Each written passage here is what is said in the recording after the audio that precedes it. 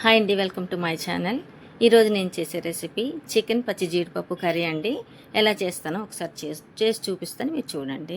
ముందుగా చికెన్ బాగా కడిగి పెట్టుకున్నానండి. దాంట్లో ఉప్పు, కారం, పసుపు వేసి మ్యారినేట్ చేసుకున్నాను ఒక హాఫ్ అన్ అవర్. తర్వాత పెనం పెట్టి ఆయిల్ వేసానండి. ఇప్పుడు ఉల్లిపాయలు, పచ్చిమిర్చి వేసుకున్నాను. కట్ చేసిన బాగా చల్లగా తరుక్కున్న ఉల్లిపాయలండి. ఉల్లిపాయలు బాగా వేగినాయి. ఇప్పుడు చికెన్ వేసుకుంటున్నాను. చికెన్ వేసుకుని బాగా కలిపిన తర్వాత కాసేపు మూత పెట్టుకుందాము. మూత పెట్టుకొని మగ్గిద్దామండి. అయితే నేను కారం అయితే తక్కువ వేసానండి ఇప్పుడు ప్రజెంట్. తర్వాత మళ్ళీ వేసుకుంటాను కాసేపు వేగిన తర్వాత. గొండి బాగా మగ్గింది.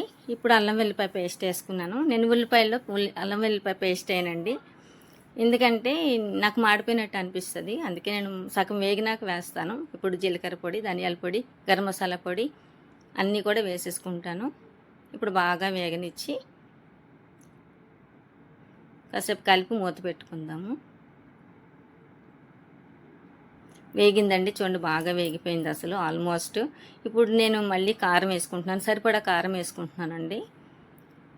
వేసి కొద్దిగా కలిపిన తర్వాత ఇప్పుడు జీడిపప్పు వేసుకుందామండి.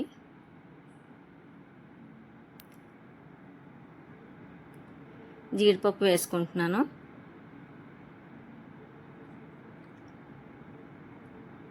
జీడిపప్పు వేసానండి. జీడిపప్పు ఎలా శుభ్రం చేసుకోవాలని కూడా మీకు ఇది మూత పెట్టేటప్పుడు, ఇది కొద్ది ఉడికేటప్పుడు మీకు నేను చూపిస్తాను.